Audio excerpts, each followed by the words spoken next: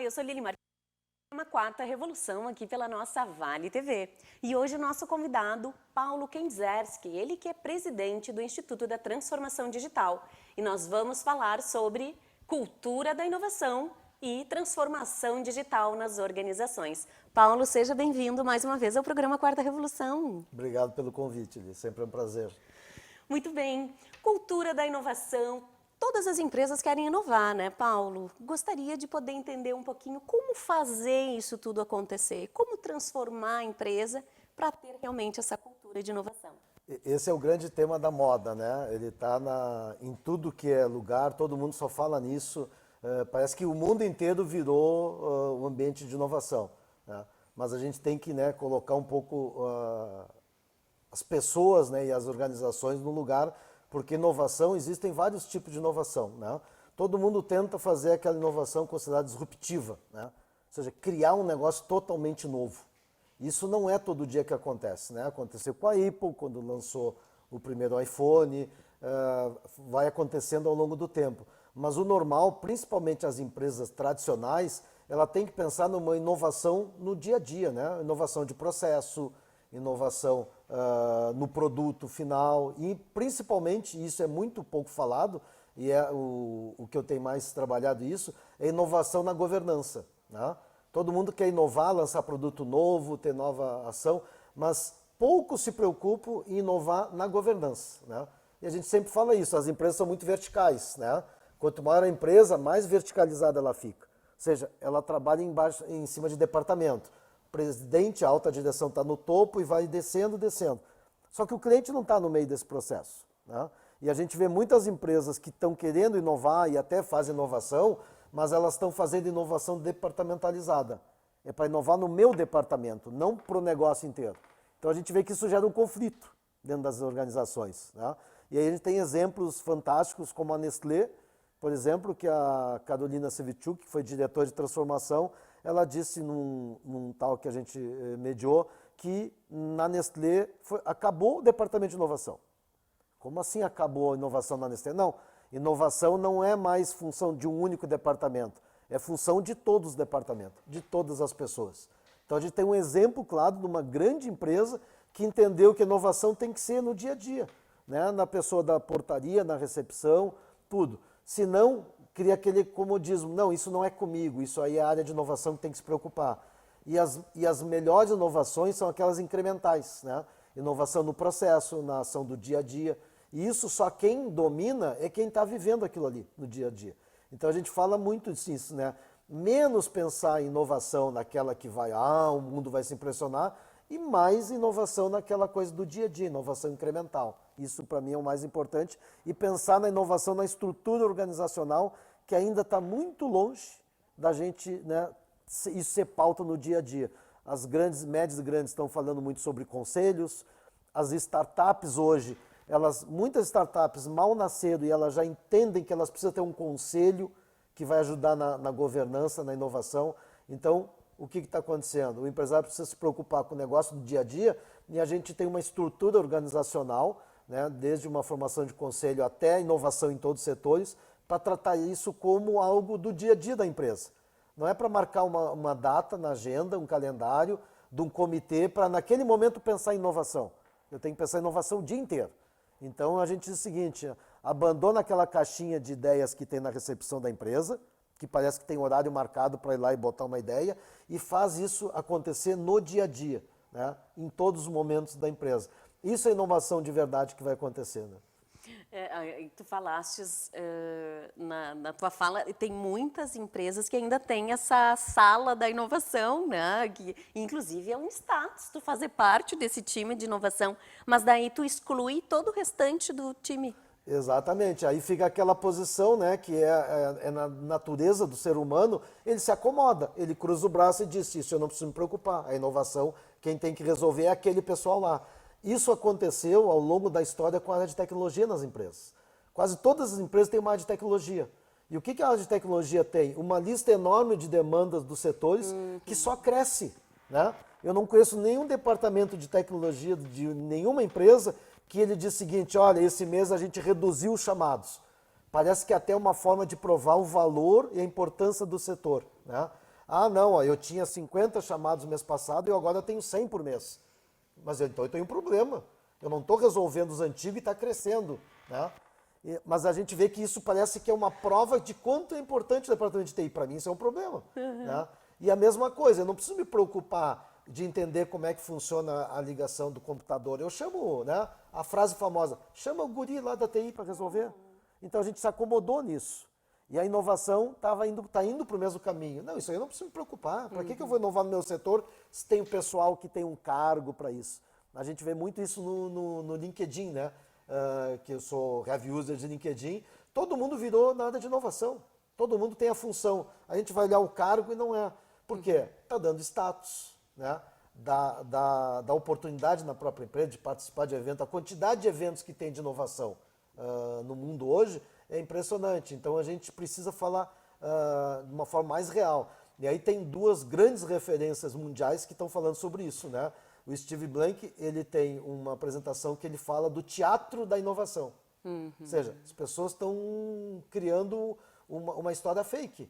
E há poucos dias atrás, um mês mais ou menos, o Silvio Meira, que é uma referência no Brasil de inovação, falou a mesma coisa, né? O circo da inovação. Ou seja, tá bonito falar de inovação, mas quando na prática isso acontece dentro das empresas, né? As empresas se preocupam em criar aquele ambiente cheio de puff colorido, de post-it, mas lá na recepção continua o cartão ponto, obrigando as pessoas a chegar no mesmo horário.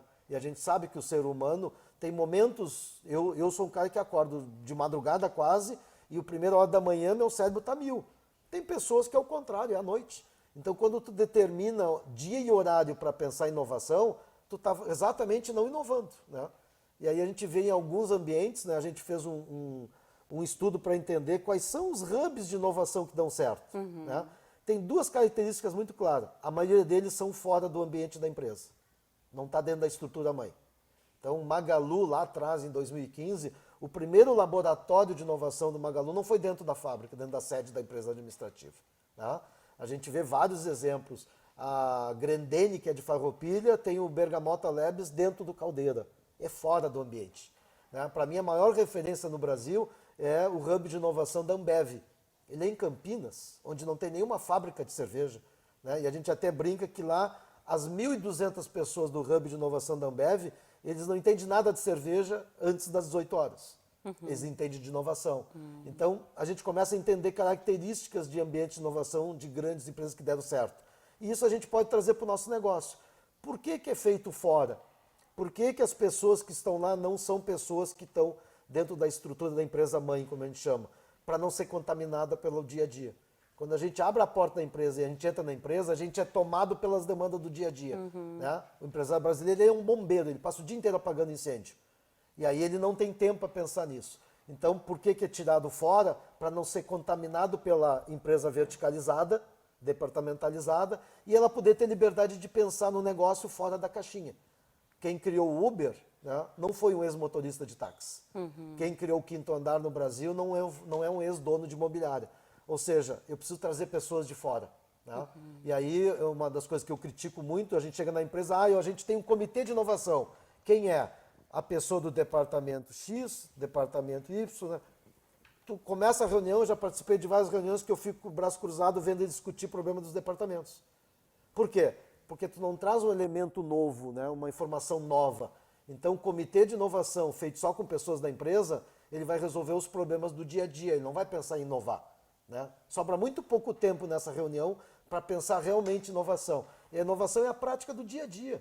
Né? A gente chega para um ambiente de trabalho, percebe que tem alguma coisa, pode inovar. Não, eu preciso colocar a sugestão na caixinha lá, eu preciso esperar o comitê ou mandar para alguém que está trabalhando nessa área. Vai acontecer o que aconteceu com o departamento de TI, que passou a ser um departamento que prioriza uma demanda de chamados lá e ele vai trabalhar. Isso não é mais problema dos outros setores.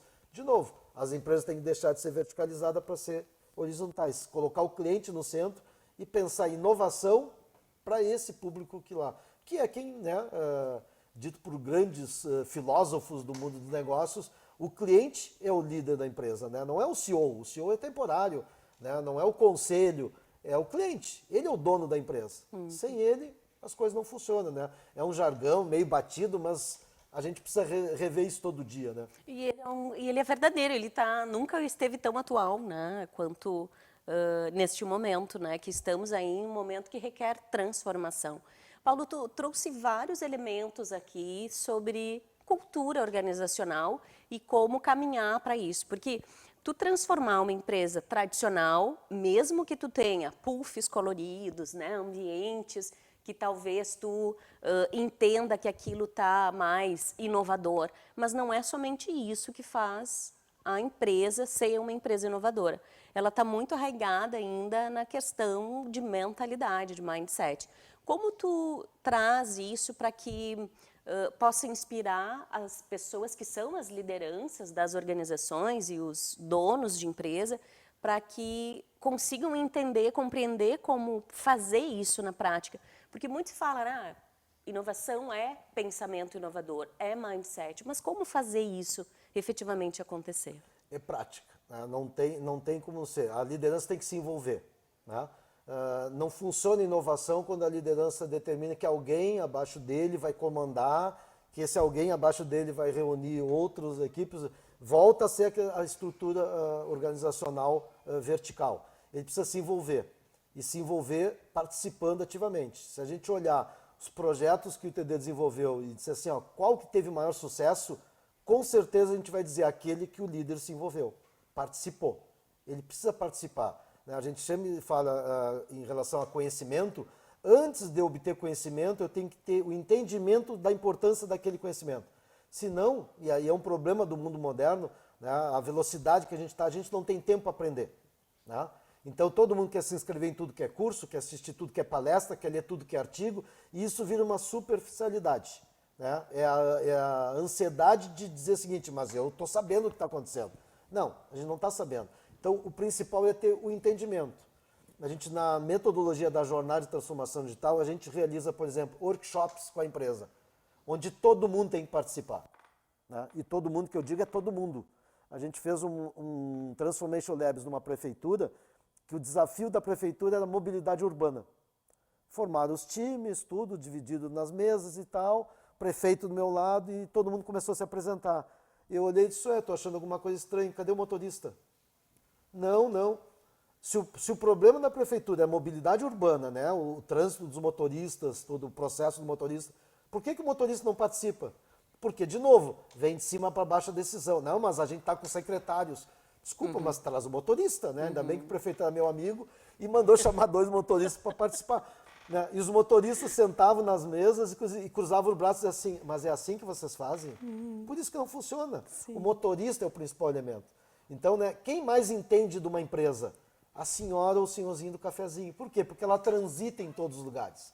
Então isso é um modelo, né? Eu vejo muita empresa que cria uma área fechada para botar puff colorido e post-it, né, no mural. Tem que ser um ambiente aberto. Os grandes ambientes de inovação são abertos. As pessoas têm que transitar, né? Tem que se conectar. Não é só na maquininha do café. Onde é que nascem as melhores ideias nas empresas? Quando a gente encontra alguém no corredor, no café, troca uma ideia e diz, pois é, eu não tinha pensado nisso. Por quê?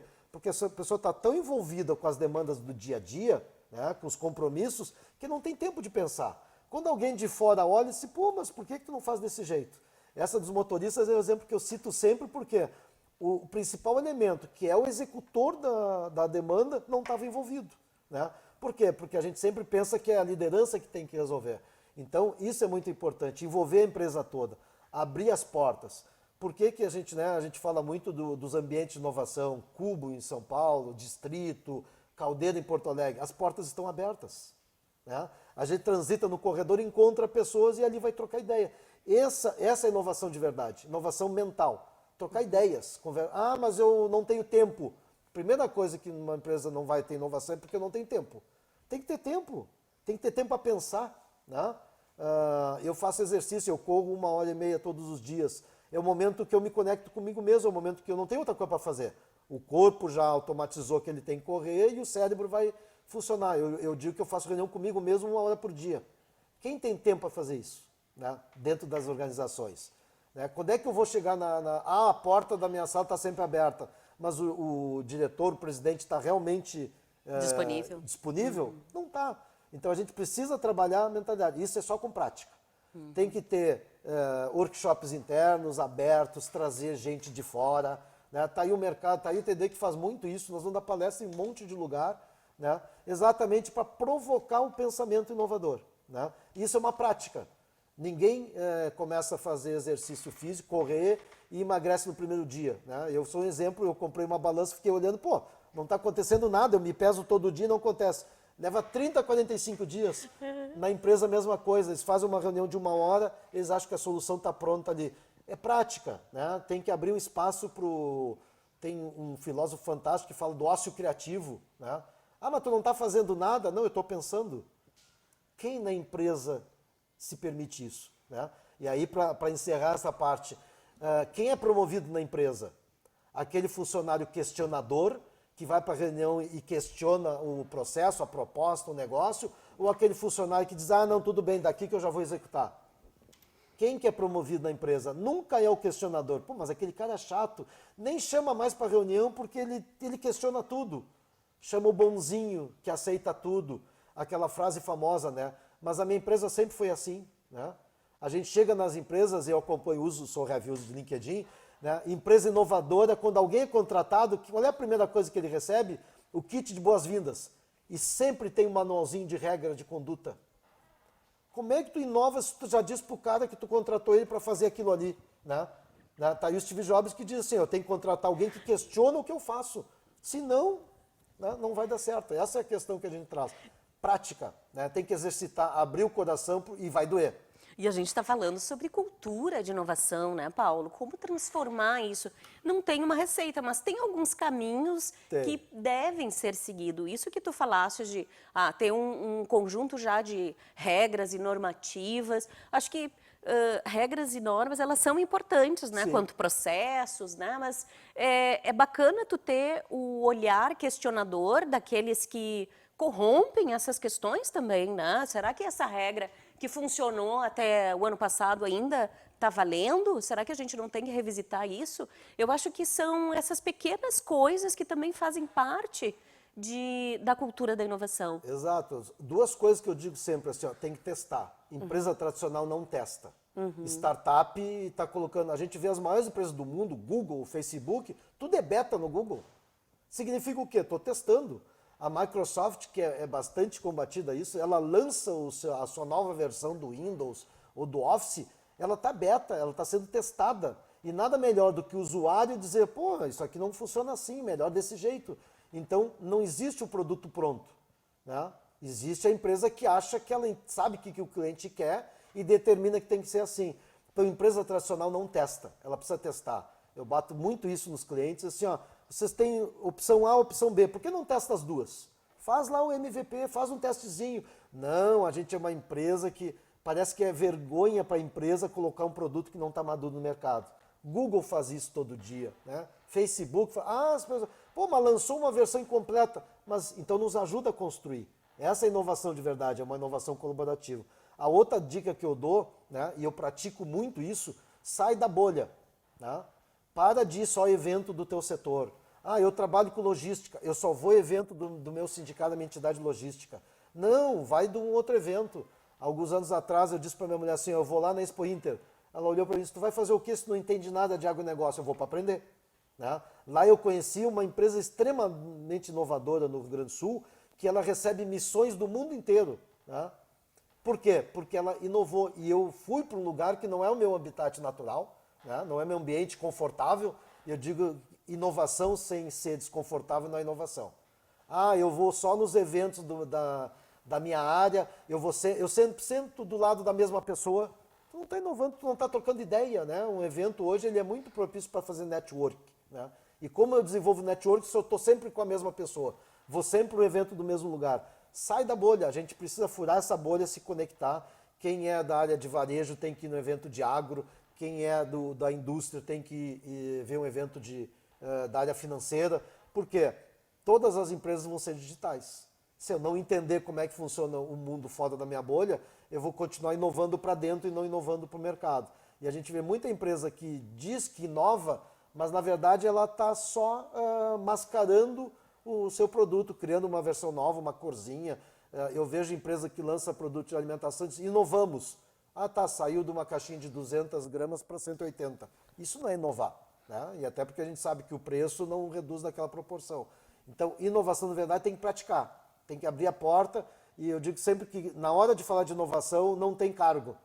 Todo mundo tem que ter a liberdade de dizer. Eu duvido que numa empresa que se fala inovadora, chama a senhora do cafezinho, chama o porteiro para dar uma opinião, chama o motorista, como no caso da prefeitura. Então, inovação tem que estar todo mundo no mesmo barco, porque isso é que vai fazer a empresa ser a empresa de futuro, né? A gente sempre fala muito, a empresa do futuro. Não, uma empresa de futuro é a empresa que vai se perpetuar, vai continuar crescendo no nosso mercado. Times multidisciplinares, né, Paulo? E aí independe, isso que tu falastes, né, independe do cargo. Eu sempre uso, aí aprendi com uma amiga, a Aline Moraes, ela fala assim, Lili, são sempre os amigos do rei. E realmente, né, quem está muito próximo ao dono, ao CEO da organização, são aqueles que fazem parte, então, do time, da inovação, e isso acaba prejudicando a evolução da organização. Então, o quanto a gente tem que repensar, até mesmo, né, de forma tão simples, que é como eu jogar, né, esse jogo utilizando as pessoas que eu tenho na minha organização, sem muitas vezes precisar contratar alguém diferente.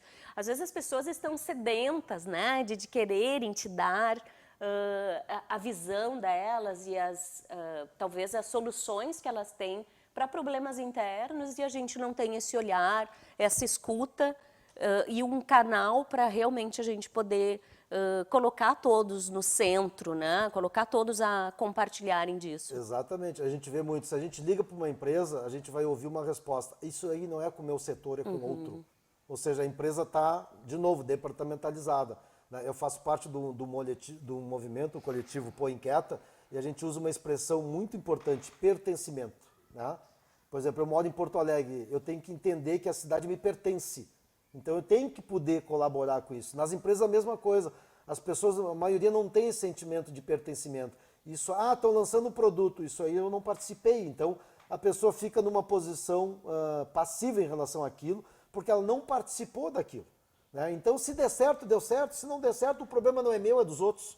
Quanto envolve todo mundo, isso é até uma questão de muito mais de inteligência emocional do que propriamente inovação, né? Eu preciso ser inteligente o suficiente e entender que tem pessoas que vão colaborar, porque na maioria das vezes ela inclusive é usuário do produto, né? Eu conheço empresa de alimentação que ela tem um produto para uma classe C e D, né? Consequentemente o diretor, o dono não usa aquele produto, não consome, e o cliente dele é o funcionário, é o operador, é a pessoa que trabalha na fábrica. Ele nunca foi chamado para opinar sobre o produto. Ele é o usuário, ele é o consumidor do produto em casa. Ele nunca foi chamado. E essa mesma empresa contrata consultorias gigantescas para dizer aquilo que a pessoa que está dentro da casa dele, que é o funcionário dele, poderia dar uma opinião com propriedade, né? Aquela ideia da propaganda da margarina, a família feliz, ela só existe no comercial, né? Uma família cheia de filhos, os filhos estão todos arrumadinhos, limpinho, a mesa, a luz está... Essa propaganda, isso não existe, não. Né? Então, por que não ouvir? Mas aí entra a questão do ego, né? O dono do negócio, como que eu vou chamar para a mesa de reunião aquele ambiente bacana no último andar, né? Empresa verticalizada, né? Ele não tem acesso, essa pessoa não vai entrar lá. Mas essa é a inovação de verdade que a gente tem que fazer. E o que eu digo que tem que ser inteligente porque vai ser muito mais barato. E o resultado vai dar muito mais retorno para a empresa, e a gente vai ter uma empresa, não é a história de vestir a camisa, eu preciso pertencer naquela empresa. Eu vejo muita gente que bota a camisa para tirar foto, e ele vai no banheiro, troca a camisa porque ele não sai da empresa mostrando que ele faz parte daquela empresa. Essa pessoa não tem pertencimento, né? Ela está ali por causa do... Todo empresário reclama, né? As pessoas não querem trabalhar, elas querem ter o emprego, elas não querem trabalhar, mas ela pertence, ela se sente pertencente àquilo. Isso, para mim, é trabalhar inovação na essência, dentro do negócio. Mudar a estrutura organizacional, que é o que está fazendo falta na prática, né? E aí eu vou copiar a frase do Steve Blank e do Silvio Meda, né? Vivemos no mundo do teatro ou do circo da inovação. Redes sociais, tudo é lindo, maravilhoso. No dia a dia as coisas não são assim, né? As pessoas estão doentes, a prova disso que as pessoas estão doentes, cada vez mais, por causa da demanda das empresas. Paulo, tu trouxe aqui vários elementos, né? Eu me lembrei, uma das coisas, né, que muitas empresas fazem é elas têm lançamento de produtos e elas fazem isso para o mercado e muitas vezes esquecem que antes precisa ser feito internamente, né? Até para o colaborador pensar, né? Poxa, eu fiz parte da construção desse pedacinho. Ah, então quando veio isso para eu apertar o parafuso, era para esse conjunto da obra, né? Então, o quanto é importante a gente poder pensar no contexto todo e o quantos ganhos a gente pode ter não tendo grandes investimentos, certo, Paulo? Exatamente. Eu atendo clientes, por exemplo, em indústria de calçado, que o lançamento do produto os funcionários não sabem. Sabe quando entra no Facebook e tem uma postagem lá. Ou seja, eu não estou trabalhando a estrutura interna para entender e me ajudar. Né? A gente acha que o mercado está lá fora e às vezes o mercado está dentro de casa e é muito mais fácil, mais ágil eu trabalhar internamente para poder ajudar a desenvolver o produto. É isso que a gente hoje faz no ITD, a gente não tem um produto pronto. Né? A gente marca uma reunião e diz assim, nós queremos fazer tal coisa, a gente quer lançar um determinado programa. O último que a gente fez foram 15 pessoas desenvolveram uma jornada de liderança. Não existe uma pessoa que consiga desenvolver toda essa jornada sozinha. Então a gente precisa juntar as competências. Né? E o que eu disse, a gente precisa ser humilde e entender. Eu posso dominar uma área, tu domina outra. Não é melhor a gente unir essas competências para desenvolver, melhorar o produto? Né? Não, as empresas estão na fase de estar mais na vitrine, ter contratado uma consultoria externa, né? E a gente faz isso, então estou falando exatamente naquilo que é o nosso negócio, mas é preciso envolver mais as equipes. Para mim, inovação, sem ter a empresa toda participando, não é inovação. Está muito mais para o teatro da inovação, dito pelo Steve Blank e o Silvio Meira, do que propriamente inovação de verdade. Está na moda falar de inovação, né? Está na moda dizer que a empresa é inovadora, mas a gente precisa partir para uma realidade mais crua. O dia a dia não permite, as demandas exigem, então a gente precisa montar um processo para isso. Né? Criar uma cultura de inovação é um trabalho longo, dá trabalho e o que eu sempre digo, dói. Dói, é que nem correr, né? Todo mundo tira fotos dizendo assim, fiz 10 quilômetros hoje, mas a gente sabe quanto doeu fazer aquilo, né? Dói no corpo, dói em tudo, a gente deixa outras coisas prazerosas para fazer aquele exercício. Eu digo que todo empresário deveria fazer isso, né? Deveria ter que correr X quilômetros todo dia para ele sentir como dói. E levar isso para dentro da empresa, né? Não é um projeto, é uma jornada. Né? Não tem mais fim. Ninguém mais fala de programa de qualidade. Por quê? Está no DNA das empresas que o produto tem que ter qualidade. A mesma coisa a gente vai tratar inovação e transformação digital. Quanto mais as empresas falam, menos elas estão fazendo. Ela está ocupando o tempo de estar na vitrine e executando muito pouco. Então, essa é mais uma crítica do que uma dica. Como é importante a constância de propósito, né? Discurso e prática precisam estar alinhados, mas além disso, né, precisa ter, sim, validação, precisa ter POCs funcionando, experimentos exitosos, né, prototipagem, pilotagem. Tem que fazer essas coisas também na empresa, né, Paulo? Nós temos aqui ainda muito assunto para falar e muito gostoso conversar contigo sempre, Paulo. Mas a gente está aqui se encaminhando para o final do nosso programa Quarta Revolução. E, Paulo, eu gostaria que tu passasse aqui, para aquelas pessoas que nos acompanharam até agora, uma inspiração para que elas possam fazer com que essa cultura da inovação ela realmente seja uma realidade lá na sua empresa, porque muitas pessoas têm esse desafio para fazer, mas muitas vezes esbarram em situações internas da empresa e não conseguem evoluir. Então, gostaria que tu passasse uma mensagem. Tem uma dica que a gente tem dado para as empresas, a gente tem visto como é surpreendente o resultado. Tá? Defina um horário de agenda na semana para reunir pessoas sem pauta. Assim, nós vamos nos reunir sexta-feira, das 14 às 15. Todo mundo sempre pergunta qual é a pauta. Não tem pauta. Nós vamos conversar, nós vamos sentar numa mesa, tomar um café. Né? Marca horário para tomar café com as pessoas da empresa, sem pauta. Né? Vai vir 2, 3, vai vir 4, 5, isso vai aumentar. Marca e põe na agenda durante 3 meses. Vocês vão se surpreender com o resultado. Né? E não adianta a empresa abrir isso na agenda e depois cobrar porque o funcionário não está na mesa trabalhando. Né? É um horário vago. Pode ocupar, tem empresas que têm, por exemplo, refeitório, ocupe um horário próximo, no final do almoço, para se reunir. Porque as pessoas ficam naquele momento ósseo, cada um no seu canto, ouvindo música, vendo alguma coisa. Pega um pedaço daquele horário, mas pega um horário do horário de trabalho, porque a empresa sinaliza para a equipe que, olha, eu estou abrindo mão daquele horário de trabalho para vocês pensarem. Né? As pessoas vão sentar, vai vir aquele momento que eles vêm meio curioso, meio assustado, meio desconfiado, mas essa é uma dica que a prática vai trazer soluções fantásticas. Qual é a pauta? Não tem pauta, nós vamos conversar qualquer coisa. Fala do filme. Alguém vai dizer, puxa, mas naquele filme eu vi uma coisa que eu posso trazer. Isso vai estimular a criatividade. Né? O nosso cérebro está sendo automático. Todo mundo fala que a gente tem medo dos robôs. Nós estamos vivendo a era que nós viramos o robô. Né? Eu faço um desafio. Calcula, põe na planilha quanto tempo do dia da semana, dos dias da semana, a gente faz um trabalho automatizado. A gente repete a mesma coisa todos os dias. Nós viramos robô de nós mesmos. Então a gente não tem tempo para isso. Então, quando a empresa abre um espaço naquele horário de trabalho para dizer o seguinte, pessoal, ninguém vai trabalhar de verdade, é proibido estar na mesa, a empresa sinaliza para as pessoas dizer assim, legal, eles querem que realmente a gente faça. Então vamos lá, vamos sentar, trocar café. É curioso que o dono, quando a gente acompanha, o dono fica preocupado, mas o pessoal não falou nada, fica trocando ideia de cinema, do que faz no final de semana. É para isso, deixa acontecer, daqui a pouco começa a vir. Quer dizer, pô, eu corri ontem, tive uma ideia, tu já pensou em tal coisa. Isso faz criar um sentimento de pertencimento da empresa e abre espaço. Mas, de novo, o dono vai sentir, isso vai doer. Alguém vai dizer, mas nós estamos abrindo mão de X horas de trabalho. Isso é a inovação de verdade, isso vai fazer que a empresa crie um processo natural dentro disso. Tu falou do SW, né? As pessoas terminam o horário do SW, elas continuam depois, né? Elas vão para o estacionamento, elas se reúnem num bar. Por quê? Porque aquilo é prazeroso, dá vontade de continuar. O que vai acontecer nessa reunião, as pessoas vão sair da reunião, no final do dia elas vão continuar a conversa. Que desafio, né, Paulo? É desafiador a gente ir para uma reunião sem pauta, sem uma estratégia definida. Afinal de contas, isso é sair da zona de conforto.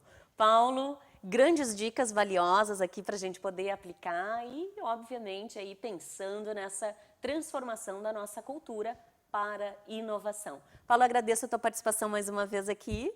E esse foi o programa Quarta Revolução. Nós retornamos na próxima segunda-feira, às 22 horas, aqui pela Vale TV. Até lá!